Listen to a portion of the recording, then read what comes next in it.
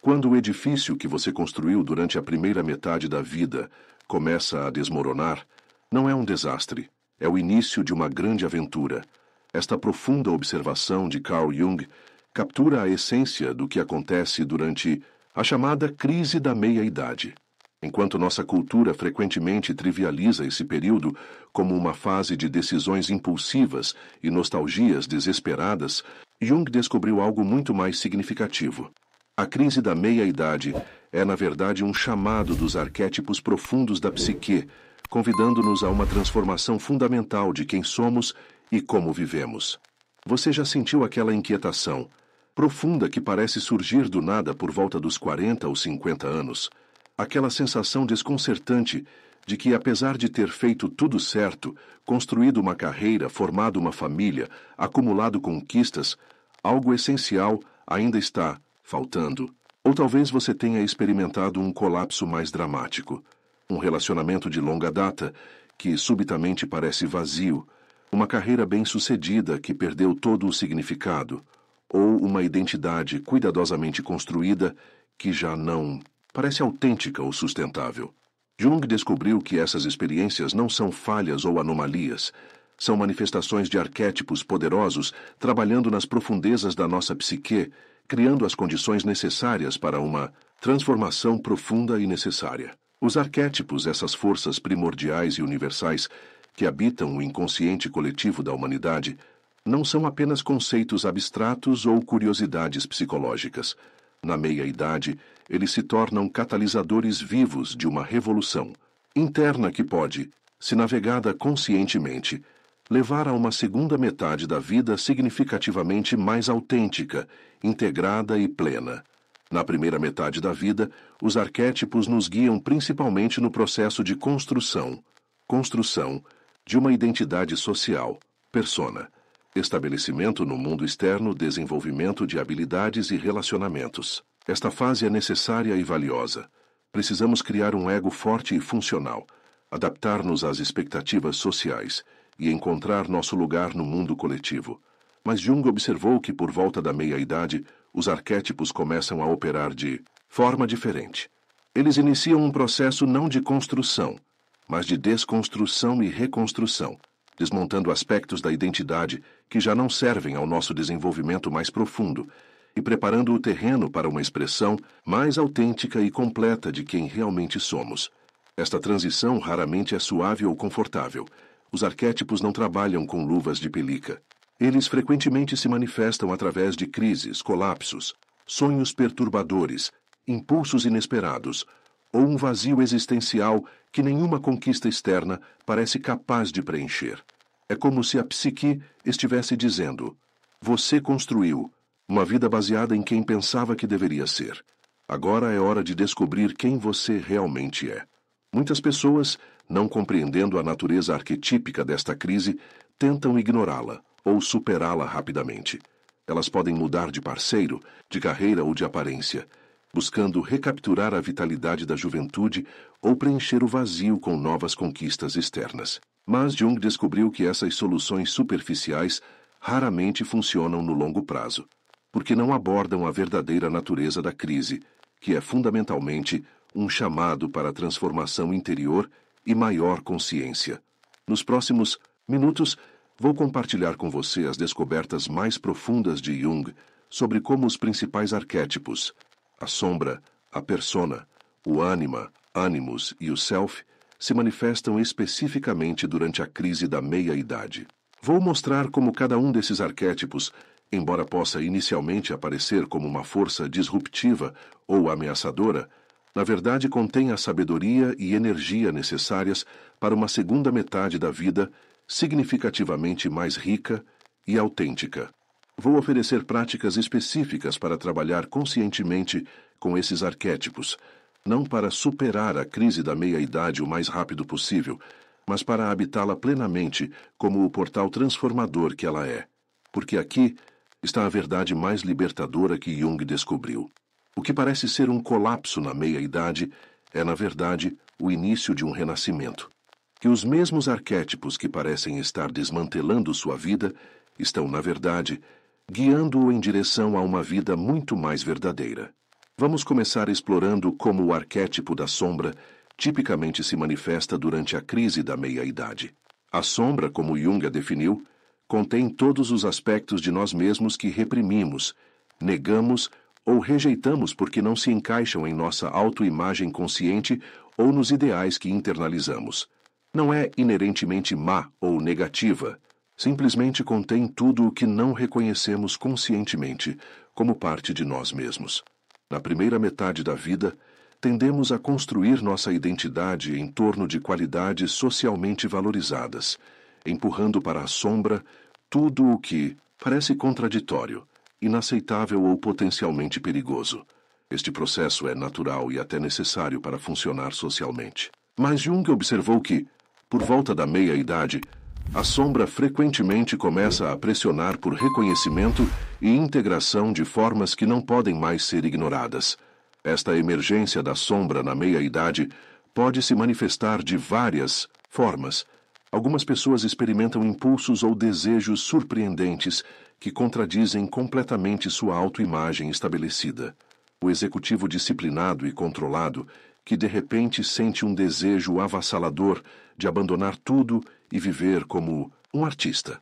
A mãe dedicada que começa a ressentir profundamente as demandas de cuidado que antes abraçava voluntariamente. O pilar da comunidade que se vê atraído por comportamentos que sempre condenou publicamente. Outros experimentam a sombra através de projeções intensificadas, vendo nos outros, com irritação ou fascínio desproporcional, qualidades que não conseguem reconhecer em si mesmos. Relacionamentos de longa data podem se tornar campos de batalha, com parceiros servindo como telas para projeções sombrias mútuas. Ou novas pessoas podem entrar em nossas vidas, atraindo-nos precisamente porque encarnam aspectos da nossa própria sombra que estão buscando expressão. Ainda outros encontram a sombra através de sintomas físicos, depressão inexplicável, ou sonhos perturbadores que trazem à tona aspectos negados de si mesmos. É como se a psique estivesse dizendo: se você não vai prestar atenção conscientemente, vou fazer você notar de outras formas. Jung descobriu que estas manifestações da sombra, embora frequentemente perturbadoras, são na verdade convites para maior totalidade e autenticidade. A sombra emerge na meia-idade não para nos destruir, mas para nos completar, para reintegrar aspectos vitais de nós mesmos que foram sacrificados no altar da adaptação social e do desenvolvimento, do ego. Um exemplo poderoso disso é o que frequentemente acontece com a expressão da raiva ou assertividade. Muitas pessoas, especialmente mulheres em culturas tradicionais, são socializadas para reprimir expressões diretas de raiva ou poder pessoal. Estas qualidades são empurradas para a sombra, onde continuam a existir, mas fora da consciência. Na meia-idade, esta raiva reprimida frequentemente começa a emergir, às vezes em explosões aparentemente desproporcionais, outras vezes como uma irritabilidade crônica, ou ainda como ressentimento que corrói relacionamentos de dentro para fora. Vista superficialmente, esta emergência da raiva pode parecer um problema a ser resolvido ou superado, mas Jung veria isso como a sombra oferecendo um dom vital, a capacidade de estabelecer limites saudáveis, defender-se quando necessário e expressar poder pessoal de formas diretas e honestas. A questão não é como eliminar a raiva, mas como integrá-la conscientemente, transformando-a de uma força disruptiva inconsciente em uma fonte de energia e autenticidade. Outro exemplo comum envolve qualidades como espontaneidade, ludicidade ou sensualidade. Muitas pessoas, especialmente homens em culturas orientadas para o desempenho, são socializadas para valorizar controle, racionalidade e produtividade acima de tudo. Qualidades mais femininas ou infantis, como receptividade, brincadeira ou prazer sensorial, são relegadas à sombra. Na meia-idade, estas qualidades frequentemente buscam expressão, às vezes através de comportamentos impulsivos ou autodestrutivos, outras vezes através de uma sensação de vazio ou aridez que nenhuma conquista externa parece capaz de preencher. Novamente, a questão não é como eliminar esses impulsos irracionais ou improdutivos, mas como integrá-los conscientemente, reconhecendo que uma vida verdadeiramente completa inclui tanto estrutura quanto espontaneidade, tanto responsabilidade quanto prazer, tanto fazer quanto ser. Um exercício poderoso para trabalhar com a sombra durante a crise da meia-idade é o que podemos chamar de diálogo com a sombra. Identifique um aspecto de si mesmo que está emergindo de formas perturbadoras ou inesperadas. Pode ser raiva, desejo de liberdade, criatividade reprimida ou qualquer qualidade que pareça estar causando problemas em sua vida. Em seu diário, escreva uma carta para esse aspecto da sua sombra, expressando honestamente seus sentimentos sobre ele, seu medo, sua vergonha, sua resistência. Então mude de perspectiva e escreva uma resposta como se fosse esse aspecto da sombra falando com você. O que ele quer que você saiba? O que precisa de você? Que papel está tentando desempenhar na sua vida? Este tipo de diálogo pode revelar que qualidades ou impulsos que você temia como destrutivos ou inapropriados frequentemente contêm exatamente a energia e sabedoria necessárias para a próxima fase da sua jornada. A raiva pode conter sua capacidade de estabelecer limites saudáveis. O desejo de liberdade pode conter seu anseio por expressão mais autêntica. A criatividade improdutiva pode conter a chave para um sentido renovado de significado e propósito. Jung enfatizava que o objetivo não é dar livre rein a todos os impulsos da sombra, mas estabelecer uma relação consciente com eles, reconhecendo-os, compreendendo-os e eventualmente integrando-os de formas que enriqueçam, em vez de prejudicar sua vida e relacionamentos. Esta integração da sombra na meia-idade frequentemente leva a uma sensação de alívio e energia renovada.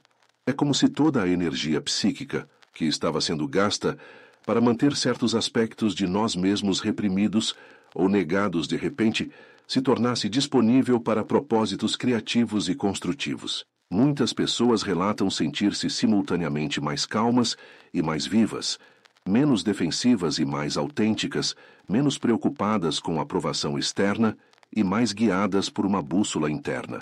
Agora, vamos explorar como o arquétipo da persona tipicamente se manifesta durante a crise da meia-idade. A persona, como Jung a definiu, é a máscara social que desenvolvemos para funcionar no mundo, os papéis que desempenhamos, a imagem que apresentamos aos outros, as expectativas que internalizamos sobre quem deveríamos ser.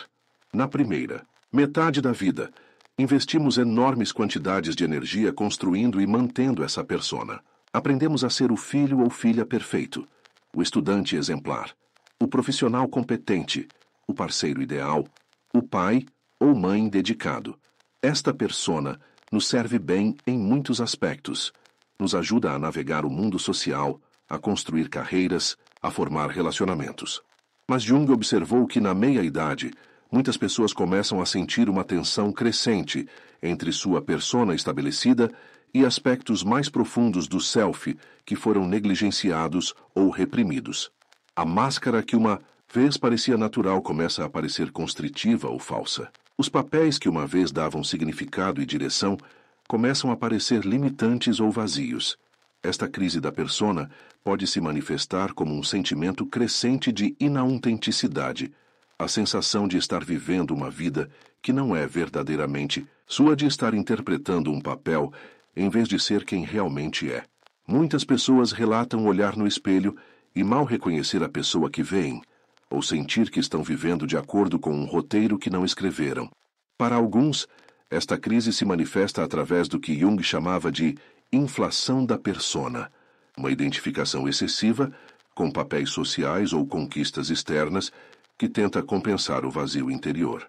O executivo que se torna cada vez mais obcecado com status e poder, o pai que microgerencia excessivamente a vida dos filhos, a pessoa que se torna rigidamente identificada com uma ideologia ou identidade de grupo, todos podem estar experimentando uma inflação da persona que tenta negar ou compensar a crise subjacente.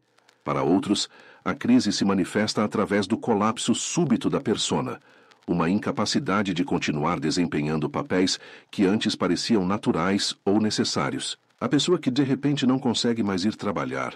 O parceiro que não consegue mais fingir satisfação em um relacionamento vazio. O pilar da comunidade, que abandona abruptamente todas as responsabilidades sociais. Todos podem estar experimentando um colapso da persona, que, embora caótico, também pode ser o início de uma autenticidade mais profunda. Jung descobriu que estas crises da persona, embora frequentemente dolorosas e desorientadoras, são, na verdade, oportunidades para o que ele chamava de desidentificação, o processo de reconhecer que você não é sua persona, não é os papéis que desempenha ou as máscaras que usa, mas algo mais profundo e mais abrangente. Esta desidentificação não significa abandonar completamente a persona ou rejeitar todos os papéis sociais. Jung enfatizava que uma persona funcional é necessária para operar no mundo. A questão é desenvolver uma relação mais consciente e flexível com ela, sendo capaz de usar a máscara apropriada quando necessário, mas sem confundi-la com sua identidade mais profunda. Um exemplo poderoso disso é o que frequentemente acontece com a identidade profissional na meia-idade. Muitas pessoas, especialmente homens em culturas orientadas para o desempenho, tornam-se fortemente identificadas com sua carreira ou papel profissional. Se eu sou um advogado, ou eu sou um médico, não é apenas uma descrição do que fazem, mas de quem são fundamentalmente. Na meia-idade, esta identificação frequentemente entra em crise. A pessoa pode atingir o sucesso profissional apenas para descobrir que não traz a satisfação esperada. Ou pode enfrentar limitações ou fracassos que abalam sua autoimagem baseada no desempenho. Ou simplesmente pode começar a questionar se a carreira que escolheu, ou que foi escolhida para ela, realmente reflete seus valores e paixões mais profundos. Vista superficialmente, esta crise pode parecer apenas um problema de carreira a ser resolvido com uma mudança de emprego ou aposentadoria antecipada. Mas Jung veria isso como uma oportunidade mais profunda para a desidentificação, para reconhecer que você não é seu trabalho, não é suas conquistas ou fracassos, não é o que produz ou realiza. Você é algo mais fundamental e abrangente. Outro exemplo comum envolve papéis familiares como pai, mãe ou esposo, esposa. Muitas pessoas, especialmente mulheres em culturas tradicionais, tornam-se fortemente identificadas com seu papel de cuidadoras, definindo-se primariamente em relação às necessidades e bem-estar dos outros. Na meia-idade, à medida que filhos crescem e se tornam independentes, ou relacionamentos de longa data evoluem ou terminam, esta identificação frequentemente entra em crise. Novamente, a questão não é necessariamente abandonar esses papéis, mas desenvolver uma relação mais consciente e flexível com eles, reconhecendo que você não é apenas um pai ou mãe, não é apenas um esposo ou esposa, mas um ser humano completo com necessidades, desejos e potenciais que existem independentemente desses papéis relacionais. Um exercício poderoso para trabalhar com a persona durante a crise da meia-idade é o que podemos chamar de inventário de papéis e autenticidade. Faça uma lista de todos os papéis significativos que você desempenha em sua vida: profissionais, familiares, sociais, comunitários. Para cada papel, pergunte a si mesmo: quanto deste papel reflete quem eu realmente sou e quanto é uma máscara que uso para atender a expectativas externas? Que partes de mim ficam escondidas ou não expressas quando estou neste papel? Se eu pudesse redesenhar este papel para expressar mais plenamente minha autenticidade, como seria? Este tipo de reflexão pode revelar onde você está vivendo a partir de scripts internalizados ou expectativas externas, em vez de sua própria verdade interior. Pode ajudá-lo a identificar áreas onde precisa de mais flexibilidade, autenticidade ou limites em como desempenha vários papéis. Outro exercício útil é o que podemos chamar de prática do não-papel. Reserve um tempo regular. Pode ser apenas algumas horas por semana, para estar em um ambiente onde ninguém conhece seus papéis habituais ou status social. Pode ser uma nova classe ou grupo, uma comunidade online onde você é anônimo ou simplesmente tempo sozinho na Natureza. Neste espaço, pratique simplesmente ser, sem desempenhar nenhum de seus papéis habituais. Observe como se sente. A liberdade, o desconforto, a desorientação, a autenticidade. Observe quais partes de você naturalmente emergem quando você não está tentando ser quem os outros esperam que você seja. Jung enfatizava que o objetivo não é eliminar a persona, o que seria tanto impossível quanto indesejável, mas desenvolver uma relação mais consciente e flexível com ela. É sobre reconhecer a persona como uma ferramenta útil para a navegação social, em vez de confundi-la com sua identidade mais profunda. Esta relação mais consciente com a persona frequentemente leva a uma sensação de maior liberdade e autenticidade. Muitas pessoas na meia-idade relatam sentir-se menos preocupadas com a aprovação externa, menos rígidas em como se apresentam ao mundo, mais capazes de mostrar diferentes facetas de si mesmas em diferentes contextos, sem sentir que estão sendo falsas ou fragmentadas. Agora vamos explorar como os arquétipos do anima e animus tipicamente se manifestam durante a crise da meia-idade. Estes são conceitos junguianos complexos que representam aspectos contrassexuais da psique, o anima sendo a imagem interna do feminino em um homem, e o animus sendo a imagem interna do masculino em uma mulher. É importante notar que, embora Jung tenha formulado estes conceitos em termos binários de gênero que refletiam sua época, eles podem ser compreendidos de forma mais fluida e inclusiva hoje, como representando polaridades ou energias complementares dentro de cada pessoa, independentemente de como se identificam em termos de gênero. Na primeira metade da vida, tendemos a desenvolver mais plenamente os aspectos da nossa personalidade que se alinham com expectativas sociais baseadas em gênero. Homens em culturas tradicionais frequentemente desenvolvem qualidades masculinas como assertividade, racionalidade e orientação para objetivos, enquanto reprimem qualidades femininas como receptividade, emoção e conexão relacional. Mulheres frequentemente fazem o oposto, desenvolvendo qualidades femininas, enquanto reprimem expressões de masculinidade. Estas qualidades reprimidas não desaparecem. Elas são relegadas ao inconsciente, onde continuam a influenciar nossos pensamentos, emoções e comportamentos, mas de formas indiretas e frequentemente problemáticas. O anima ou animus não integrado frequentemente se manifesta através de projeções intensas em parceiros românticos, idealização ou demonização do sexo oposto, ou comportamentos compensatórios que tentam negar ou supercompensar qualidades contrassexuais reprimidas. Jung observou que na meia-idade, o anima e o animus frequentemente começam a pressionar por reconhecimento e integração de formas que não podem mais ser ignoradas. Esta emergência pode inicialmente ser experimentada como uma crise, perturbando relacionamentos estabelecidos, desafiando identidades baseadas em gênero ou criando conflitos internos entre diferentes aspectos do self. Para homens na meia-idade, a emergência do ânima frequentemente se manifesta como um anseio por maior conexão emocional, expressão criativa ou espiritualidade intuitiva. O homem que passou a primeira metade da vida focado em conquistas externas e racionalidade pode de repente sentir-se atraído por poesia, arte ou práticas espirituais. Pode desenvolver uma sensibilidade emocional que antes considerava fraqueza. Pode sentir um desejo profundo por relacionamentos mais íntimos e autênticos, não baseados apenas em papéis ou funções compartilhadas.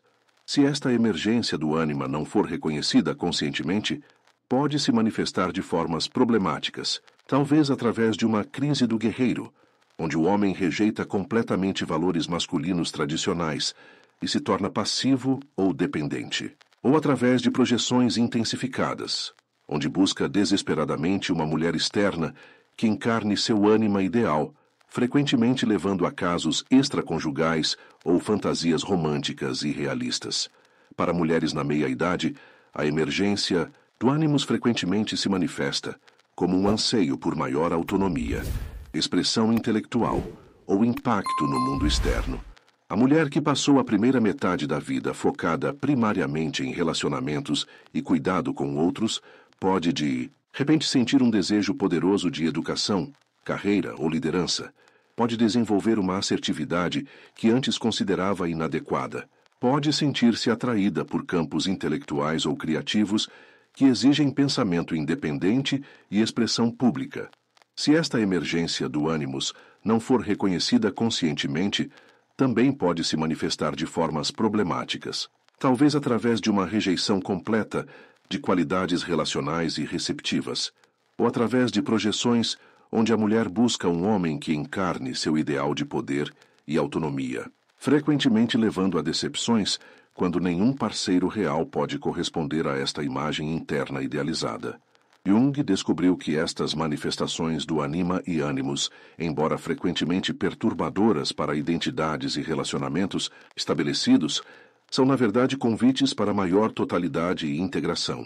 Eles emergem na meia-idade não para nos confundir ou desestabilizar, mas para nos completar, para reintegrar aspectos vitais de nós mesmos que foram sacrificados no altar da adaptação social e dos papéis de gênero tradicionais. Um exercício poderoso para trabalhar com o anima ou animus durante a crise da meia-idade é o que podemos chamar de diálogo com o contrassexual interior. Visualize seu anima para homens ou animus para mulheres como uma figura distinta com quem você pode conversar. Pode ser uma figura que aparece em seus sonhos, uma imagem que surge durante meditação, ou simplesmente uma presença que você sente intuitivamente. Estabeleça um diálogo com esta figura, seja através de escrita, visualização ou simplesmente reflexão silenciosa. Pergunte: quem é você? O que você quer de mim? O que você tem a me ensinar? Como posso honrar sua presença na minha vida? Este tipo de diálogo pode revelar aspectos de você mesmo que estão prontos para serem reconhecidos e integrados, não como uma ameaça à sua identidade de gênero, mas como um enriquecimento e expansão dela. Um homem pode descobrir que seu anima oferece acesso à intuição, criatividade e profundidade emocional, que complementam e enriquecem suas qualidades mais masculinas. Uma mulher pode descobrir que seu animus oferece acesso à assertividade, clareza intelectual e autonomia, que complementam e enriquecem suas qualidades mais femininas. Outro exercício útil é o que podemos chamar de cultivo de qualidades contrassexuais. Identifique qualidades tradicionalmente associadas ao sexo oposto, que você sente estarem subdesenvolvidas em você, mas que ressoam como potenciais importantes. Pode ser vulnerabilidade emocional para homens, assertividade para mulheres, ou qualquer outra qualidade que sinta como uma parte autêntica de você que não foi plenamente expressa. Encontre formas de cultivar conscientemente essas qualidades em sua vida, não de maneira artificial ou estereotipada, mas de formas que ressoem autenticamente com quem você é. Isso pode envolver novas atividades, relacionamentos, ou simplesmente permissão interna para expressar aspectos de si mesmo que antes considerava inadequados ou inaceitáveis. Jung enfatizava que o objetivo não é eliminar diferenças baseadas em gênero ou tornar todos andrógenos de maneira idêntica. É sobre cada pessoa desenvolver sua própria totalidade única, que inclui tanto qualidades tradicionalmente associadas a seu próprio gênero, quanto aquelas associadas ao sexo oposto, integradas de uma forma que é autenticamente sua. Esta integração do anima ou animus na meia-idade frequentemente leva a uma sensação de maior completude e equilíbrio interno. Muitas pessoas relatam sentir-se simultaneamente mais fortes e mais sensíveis, mais independentes e mais conectadas, mais capazes, tanto de agir no mundo, quanto de estar em relacionamento profundo. Relacionamentos frequentemente se transformam, não necessariamente terminando, mas evoluindo para formas que permitem maior autenticidade e completude para ambos os parceiros. Finalmente, vamos explorar como o arquétipo do self, tipicamente, se manifesta durante a crise da meia-idade. O self, como Jung o definiu, é o centro organizador da psique total, não apenas da consciência, mas da personalidade completa, incluindo o inconsciente. É simultaneamente o centro e a totalidade, o ponto focal ao redor do qual todos os outros aspectos da psique se organizam. Na primeira metade da vida, o self frequentemente permanece em grande parte inconsciente, operando nos bastidores enquanto focamos em desenvolver um ego forte e funcional. Nossa energia está direcionada principalmente para fora, para conquistas, relacionamentos e adaptação ao mundo externo. O self se manifesta principalmente através de sonhos, intuições ou momentos de sincronicidade significativa que facilmente ignoramos ou racionalizamos. Mas Jung observou que na meia-idade, o self frequentemente começa a emergir mais poderosamente na consciência, iniciando o que ele chamava de processo de individuação, a jornada em direção à realização do potencial único e total da personalidade. Esta emergência do self frequentemente coincide com o que experimentamos como crise da meia-idade, um período de questionamento profundo, reavaliação de valores e busca por significado mais autêntico. Esta manifestação do self pode inicialmente ser experimentada como uma perturbação ou colapso. Estruturas de significado que antes pareciam sólidas começam a desmoronar. Objetivos que antes motivavam fortemente perdem seu poder de atração. Surge um questionamento existencial que nenhuma resposta convencional parece capaz de satisfazer. É como se uma voz interior estivesse dizendo: há mais na vida do que isso. Há mais em você do que isso. Para alguns, esta emergência do self se manifesta através do que Jung chamava de experiências luminosas, momentos de encontro com algo que sentimos como sagrado, transcendente ou profundamente significativo. Pode ser uma experiência na natureza que evoca admiração e reverência. Um sonho poderoso que parece comunicar sabedoria de uma fonte além do ego.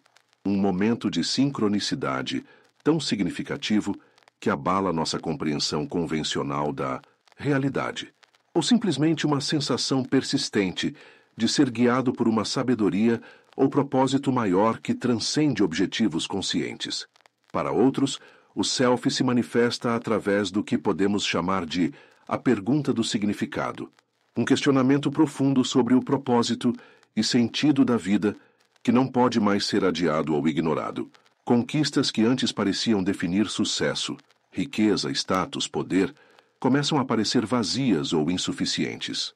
Surge uma fome por algo mais profundo e duradouro, não apenas sucesso, mas significado, não apenas conhecimento, mas sabedoria, não apenas conexão social, mas comunhão autêntica. Jung descobriu que estas manifestações do self, embora frequentemente perturbadoras para identidades e estruturas de significado estabelecidas, são na verdade convites para uma vida significativamente mais rica e autêntica. O self emerge na meia-idade, não para nos confundir ou desestabilizar permanentemente, mas para nos guiar em direção a uma expressão mais plena e integrada de quem realmente somos em nossa essência mais profunda. Um exercício poderoso para trabalhar com o self durante a crise da meia-idade é o que podemos chamar de escuta profunda. Reserve um tempo regular, idealmente diariamente, para aquietar mente e corpo e simplesmente escutar.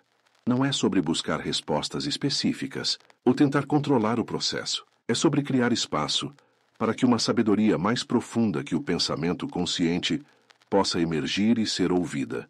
Esta escuta pode acontecer através de meditação silenciosa, caminhadas contemplativas na natureza, escrita livre sem agenda ou objetivo, ou qualquer prática que permita que você se mova além do pensamento analítico habitual e entre em um estado mais receptivo e intuitivo. À medida que pratica esta escuta, preste atenção especial a imagens, intuições ou direções, que parecem vir de uma fonte mais profunda que seu pensamento consciente. Não é sobre vozes literais ou comandos, mas sobre um senso de orientação interior que tem uma qualidade diferente do pensamento ego-dirigido habitual, frequentemente mais quieto, mas também mais claro, menos insistente, mas mais persistente, menos baseado em medo ou desejo, e mais em uma sabedoria que sente como maior que você, mesmo sendo profundamente você. Outro exercício útil é o que podemos chamar de atenção à sincronicidade. Jung definiu sincronicidade como coincidências significativas que não podem ser explicadas por causalidade convencional, mas parecem refletir uma ordenação mais profunda da realidade. Ele via estas sincronicidades como manifestações do self, oferecendo orientação e confirmação no processo de individuação. Comece a notar quando eventos aparentemente coincidentes parecem carregar significado especial para você. Pode ser encontrar repetidamente o mesmo símbolo ou tema, em contextos diferentes, pensar em alguém e então receber inesperadamente notícias dela. Abrir um livro aleatoriamente e encontrar exatamente a passagem que responde a uma pergunta, com a qual você estava lutando. Ou qualquer outro evento que parece transcender o acaso e carregar um senso de significado pessoal. Mantenha um diário de sincronicidades, onde registra estes eventos e reflete sobre seu possível significado.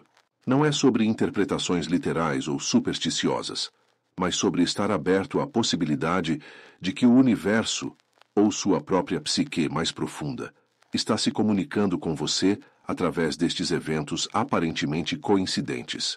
Jung enfatizava que o objetivo não é abandonar o pensamento racional ou abdicar da responsabilidade pessoal em favor de alguma autoridade externa ou destino.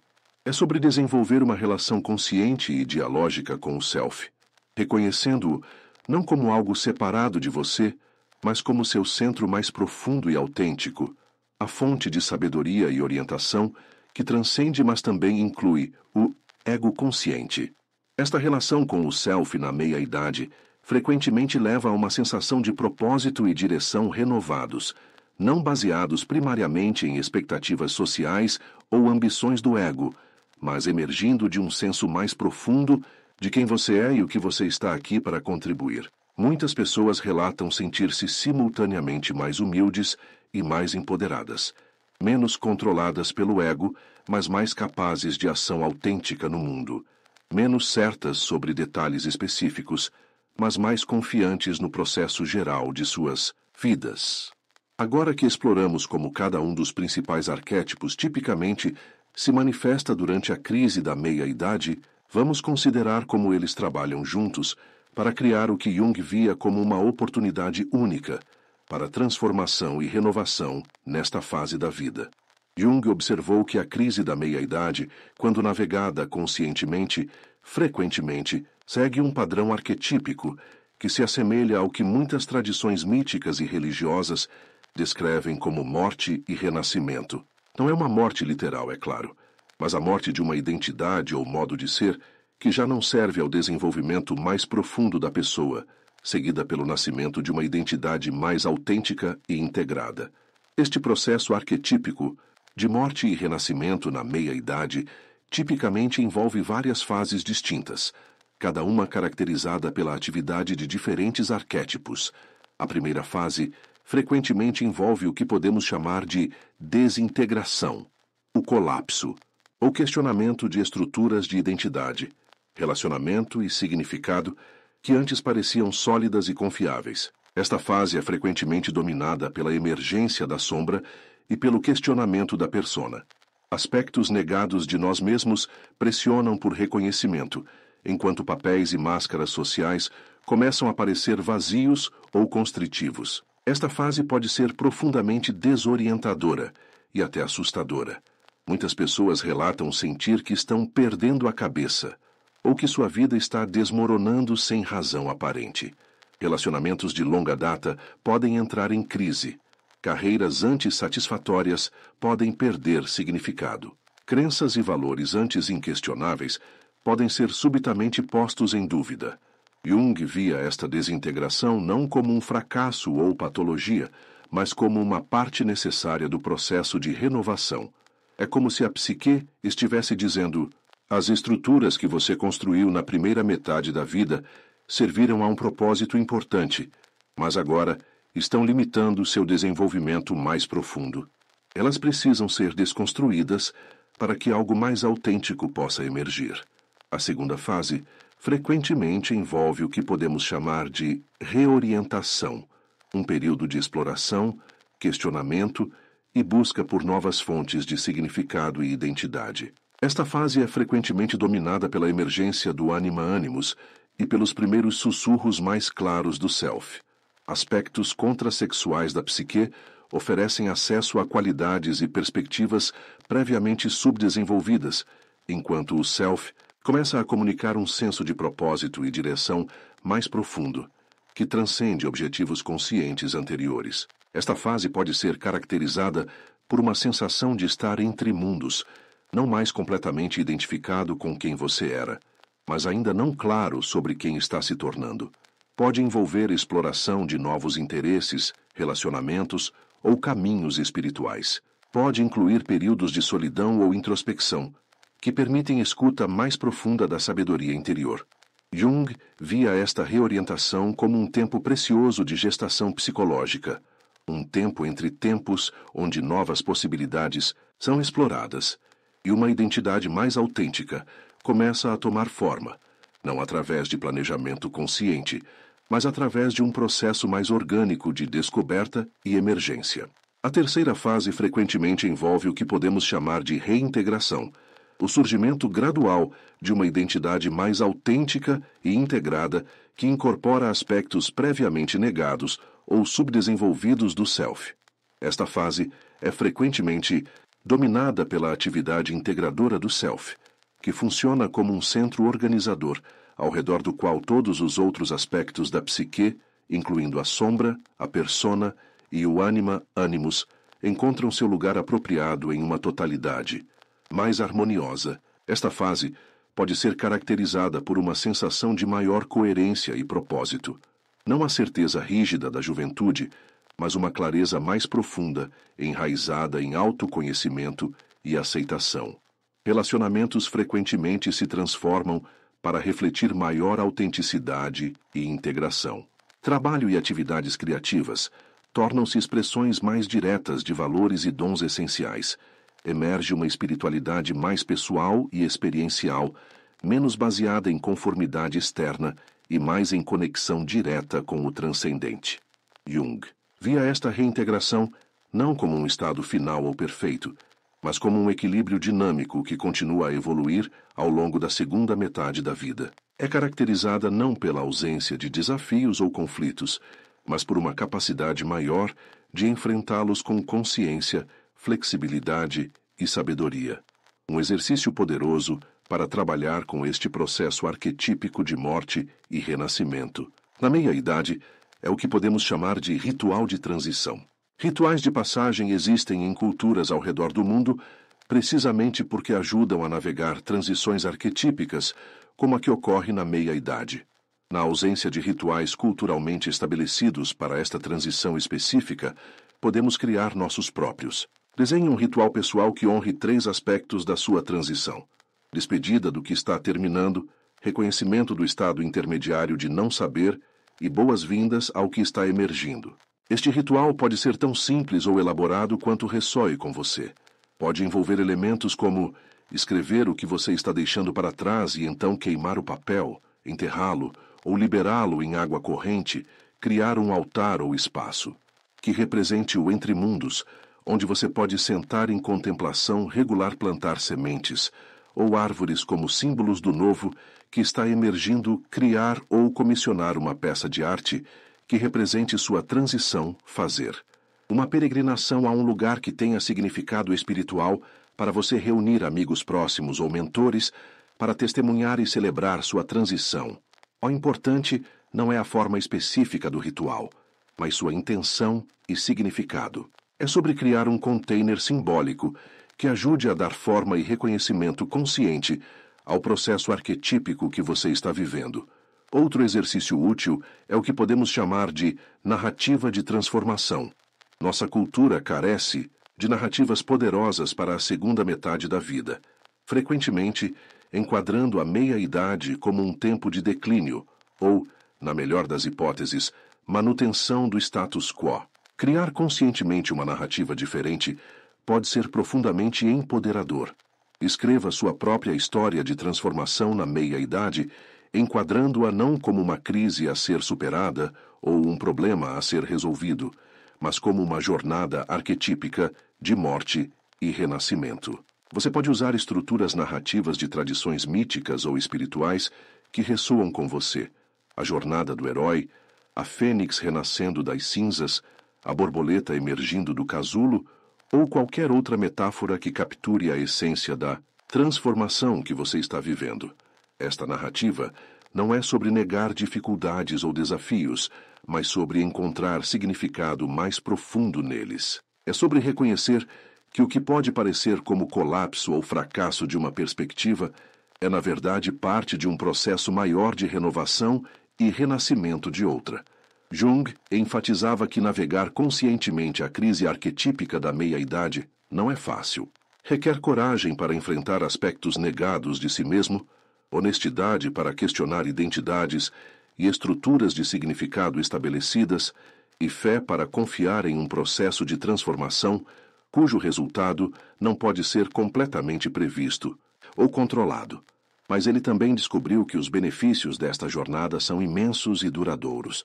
Pessoas que navegam conscientemente a crise da meia-idade frequentemente emergem com uma vitalidade renovada, criatividade expandida e uma capacidade mais profunda para relacionamentos autênticos. Elas desenvolvem o que Jung chamava de personalidade individuada, uma expressão única e integrada de seu potencial total, que não é definida primariamente por expectativas sociais ou condicionamento passado, mas por sua própria essência, mais profunda. Talvez mais significativamente, elas descobrem um sentido renovado de significado e propósito na segunda metade da vida. Em vez de ver a meia-idade como o início de um longo declínio, experimentam-na como o portal para uma fase potencialmente mais rica, mais autêntica e mais satisfatória da jornada humana.